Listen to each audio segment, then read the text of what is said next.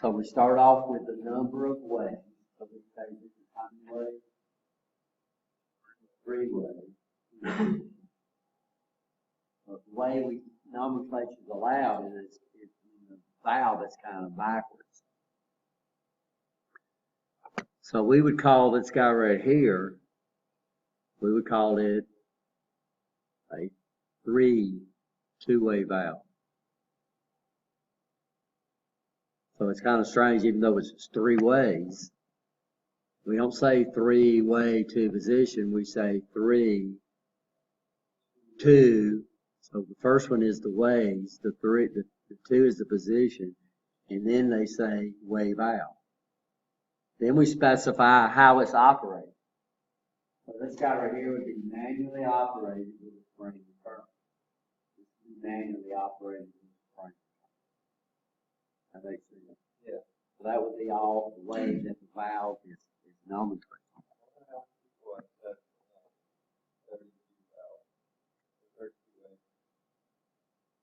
A lot of times they'll do that, but if you ever look them up, it's kind of strange and it's something you get used to. Now this would be hydraulics, by the way, but hydraulics valves and pneumatic valves, we call this thing that moves back and forth, we call this a spool because it kind of looks like a thread spool, right?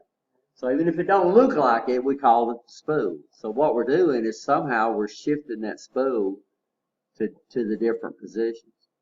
And then that's going to determine the direction of the fluid.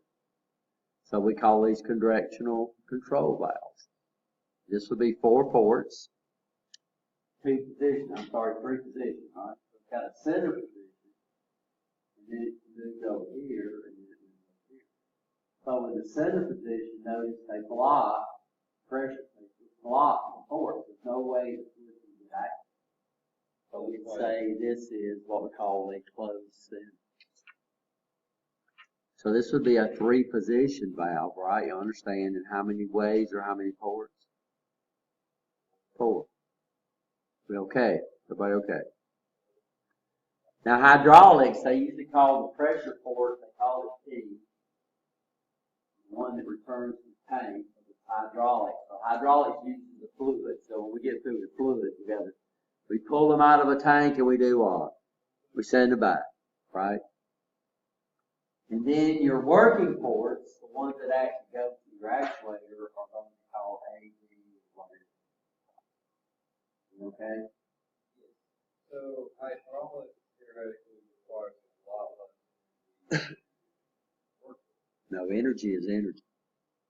Well, in comparison to Y'all understand, we don't create energy. So there's nothing out there where you get more energy out than you put in. There's nothing out there. We don't create energy. So if we can't create energy, we will never, ever, ever, ever get out more than we put in. It actually takes more to run something than you get out of it. it requires less than the pneumatic. Well, the big advantage of hydraulics is this formula right here. So we got one advantage to hydraulics, and this don't work, over pneumatics. And it's a big one.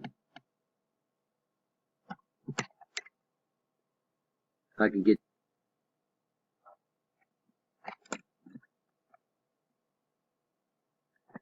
and this right here usually don't work. So.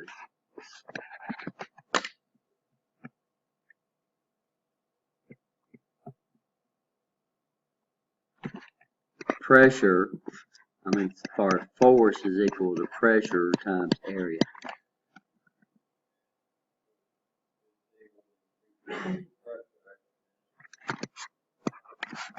Yeah, hydraulics can be, it's liquids. Liquids are non-compressible. We consider them to be non-compressible. So that means we can use hydraulics to generate extremely high pressures. Well, if you can generate extremely high pressures, then I can make this area real small. And I think I told somebody the planes that I work on with 330 Orions, and they were the biggest planes the Navy has.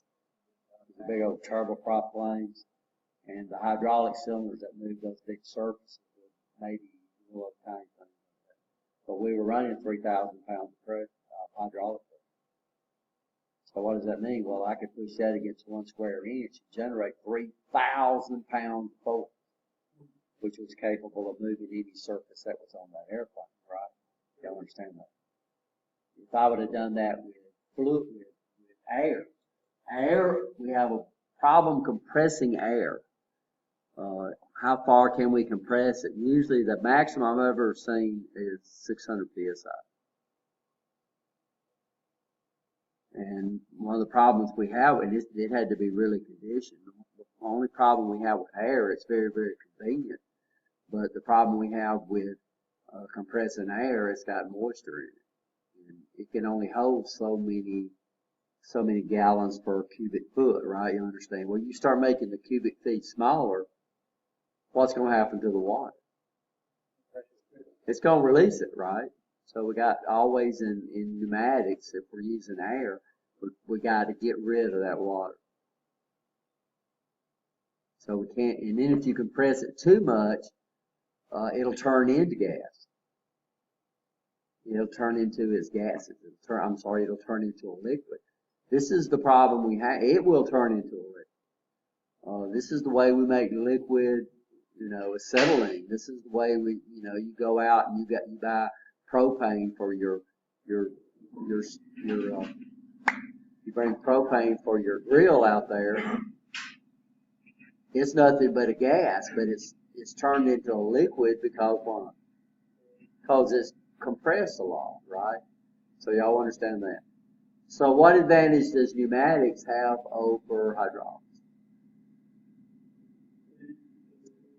Cheaper, yeah, it's a lot cheaper. So if I don't need that pressure, if I don't need that force, then we're going to use pneumatics because it's cleaner and a cheaper system to install. Just not, if I'm using hydraulics, just about all the tubing in hydraulics is going to be metal, except where you have that flexible high pressure hose, which is very, very expensive. Look at our pneumatic system over there. All our piping is what? Plastic. Plus air, when you're through with it, you don't have to take it back to the tank. What can you do? You just spit it back out in the atmosphere. So if I'm trying to move extremely heavy loads, then odds are we're going to use hydraulic. If I'm going to use, I'm not moving extremely heavy loads, then we'll probably use pneumatics. So directional control valves, there can be manually or solenoid. Well, actually, they can be manually or mechanically or electrically operated. So the valves that we're putting together, the Amtro line puts together, these are manually operated, right? The number of positions the valve can be moved in, 2 or 3. The number of ports have what? 2, 3, 4, or 5. We call these waves. How the valve is moved is a specific position. They can be manual, they can be what? Mechanical, solenoid, spring return. We can't operate it, we can't shift it with a spring, but to one position, but we can return it back to the previous position, right? Everybody, that makes sense? So the way we call these things, we say number of waves followed by the what? So when they list it, this is the way they list it. They'll say like a 5 3-way valve. So when we say it like this. So we say it's a 5 3-way valve. We don't put the wall. We don't put the slash. Does that make sense?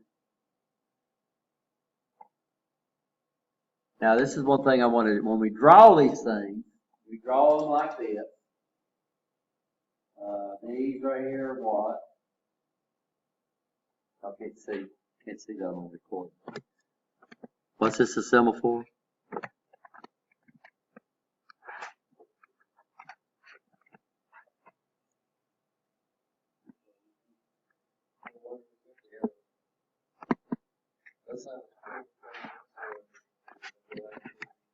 This is a solenoid. This is a manual operator.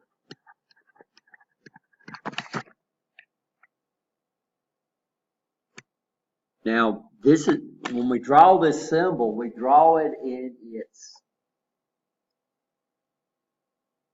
normal position or inactive position or reset.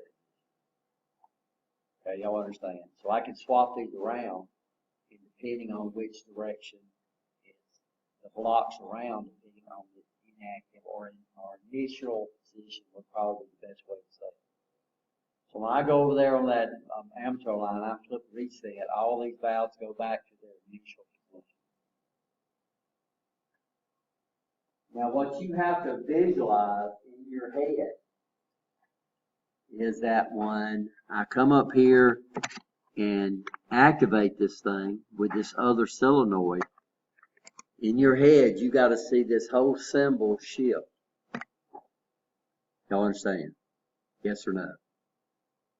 So this is what I've done. This is me. So see what's happening? Now on your diagram you can't see it shift, right? You understand? But what's going to happen when I energize this solenoid on this side, it's going to push that spool in that direction. When I energize it on this spool, it's going to push that spool in that direction, right? You understand? So right now, my pressure is flowing in this line. It comes to a manifold, by the way. It comes through this line, it goes up through here. It bypasses this flow control valve because it goes to that check valve. So that check valve is a one-way valve, and you can look at it just like that. It's a ball sitting in a V. And if pressure comes into the bottom, what's it going to do? It's going to push the ball up and let the flow through, right? If pressure comes on the top, what's it going to do to the ball? It's going to seat the ball. So we're pushing it up and push it out. It's going to bypass the flow control. It's going to come into this end of the double action cylinder and cause the cylinder to retract. This is a cylinder with a fixed cushion process. So fixed cushion is just something in there that prevents that thing from what? Popping up against the end, right? Everybody understand that? So this will be thrown in the inactive position or its original position, right? So if I take this power off that solenoid, it's going to stay in that position. Everybody understand that? Unless I do what? Energize 3M1. When I energize 3M1, what you got to visualize on these symbols is you got to visualize that whole symbol doing what? Shifted. So here it shifted to the right. Now on the diagram, they're not going to show it. They're not going to show you doing what? They're not going to show it shift. It's just that you got to realize that's what is going to happen. So it shifts it this way. Now the pressure comes up. It bypasses this guy, right? Goes up, push fluid in the left, what it calls cylinder steam. When the fluid that was in this right-hand side, when it's pushed out, it's going to be forced through the flow control valve. I didn't show you that a while ago, which is going to limit the speed. And we call this, what do we call this if we put them on the output of the cylinder? What's that called, Thomas?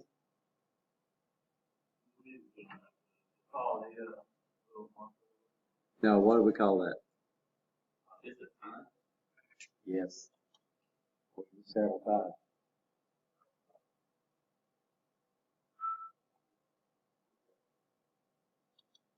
Stand up. Go to sleep. I found out that we're not cows. We can't sleep standing up. It don't bother me when you, it does bother me when you go to sleep. It don't bother me when you stand up. It's called meter out. Now, why do we use meter out in pneumatics? Because the pressure. Well, no, what happens when the cylinder moves, the air uncompresses, and then it takes a little while for it to compress back. So when the cylinder moves, the air compresses. So what we do is we push it against something, right? You understand? If I push it against something, this is why most of your single acting cylinders have spring returns on them. because that way you're always pushing against the spring, right? You understand? So the air don't compress. So what happens on a cylinder, if we don't have flow control in there, if we don't meter out, it's going to do what? It's going to be, the motion's going to be jerky. So pneumatics, we usually do what? Meter out. Hydraulics, you usually do what? When in doubt, that's the surge. When in doubt, meter out. Meter out works okay on both pneumatics and hydraulics. Hydraulics don't care, right? You understand that. Hydraulics don't care because it's not compressed. So if you meter in and with the flow control, you get the same thing. It's just you don't meter on both sides. So what we do is on these cylinders like this, we use these one-way flow control valves. So we either meter in or we meter out, and we don't meter on both sides. And they say, when in doubt, do what? Meter out. Because it works with what? It works with fluid power, no matter whether it's hydraulic or pneumatic. So that's the most often used. Because hydraulic works fine. You need to look at the check valve and put the arrow pointing in the opposite direction on the check valve, right? Everybody okay? So I did that animation. You know, like that.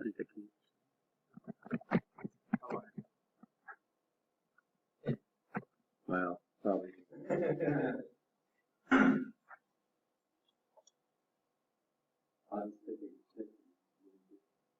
I had to redo the spacing. Spacing here was not right. So we have a piece of software that we're getting called Automated Studios, which you draw your hydraulic program like this, and when you run it, it simulates moving back and forth. It's really, really cool.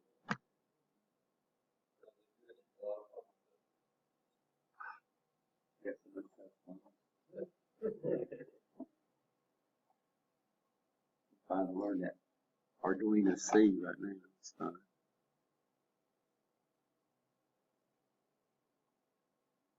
And this came off of by the way, this is one of the actuator circuits off the picket place thing. So when they draw the symbol for the directional control valve, they're going to draw it in its inactive position, right? Basically over here we'd say in the reset position. So no matter where the valve's out, if you get that reset, everything's going to return back to start. And that's the way the diagrams are going to be drawn, with these valves in their inactive position or their initial position would probably be a better, can't say inactive, in their initial state. So what would this valve be nomenclature right here? By the way, when we number them, look what they do. Your pressure port is always going to be what? 1. Your exhaust port is going to be 3 or 5, right? You understand that? So the pressure side are going to get odd numbers. The active side or the actuator side are going to have your even numbers. Does that make sense? So sometimes I've never seen on a pneumatic directional control valve where they label them P, T, A, and B. You'll see that every once in a while on a hydraulic control valve, but usually on a pneumatic valve they give them numbers. Notice how it goes. Over here we start pressure is strong on the left. Up here you go to the right. You come back here and you go back up there to the next. So down here we're moving from where? Left to right. Up here is the numbers of water. Right to left. But the odd number is on the power source side. The even numbers is on the actuator side. Any more questions?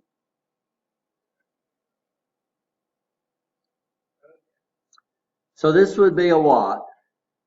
This would be a 4-2-way valve, solenoid operated. You'd say double solenoid operated. with a manual override. So that's the manual override.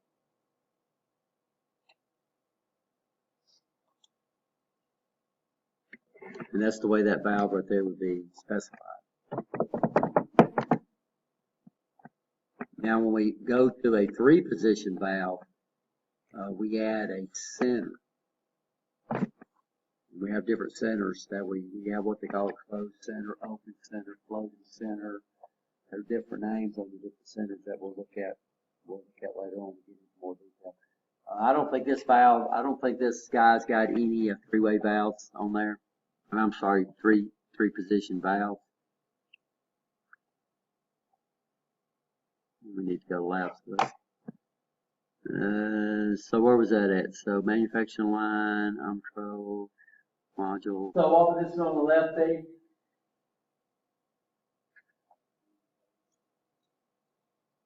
Huh?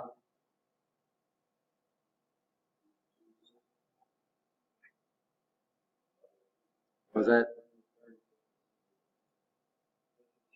2-position? 4-way. Right, 4-way. Right, 2-way valve. Single solenoid, spring return with a manual override, right? That makes sense? Are you okay? This guy right here would be a what? This would be a 4-2-way valve, double solenoid, manual override, and that's what the other ones would be. And I think that's about all. The Festo line has some more complicated ones on there, but